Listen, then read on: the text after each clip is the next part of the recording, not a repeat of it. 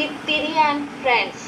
തിത്തിരി and friends. Thithiri എന്ന് പറഞ്ഞാൽ ആരാന്നൊക്കെ നമുക്ക് നമ്മുടെ ചാപ്റ്റർ വായിക്കുമ്പോൾ നമുക്ക് മനസ്സിലാവും കേട്ടോ. അപ്പൊ ഇവിടെ എന്താ ഈ ചിത്രത്തിൽ തന്നിരിക്കുന്നത്? എന്താ, ഒരു വീടുണ്ട്, പിന്നെ കുറച്ച് അനിമൽസ് ഒക്കെ കാണാൻ പറ്റുന്നുണ്ട് അല്ലെ. രണ്ട് കുട്ടികൾ ഇവിടെ നിൽക്കുന്നുണ്ട്.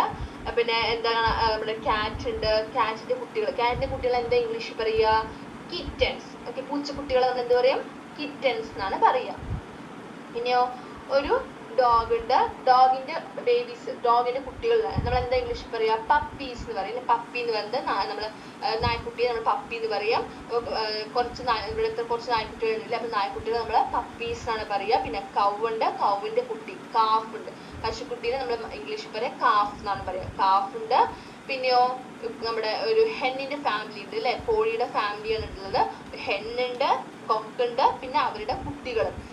നമ്മളെ ഹെന്നിന്റെ കുട്ടികളെ എന്താ ഇംഗ്ലീഷിൽ പറയാ? ചിക്ക് അല്ലെ, ചിക്ക്. കോഴിക്കുട്ടികളെ ചിക്ക് എന്ന് പറയാം. പിന്നെ ഡക്കും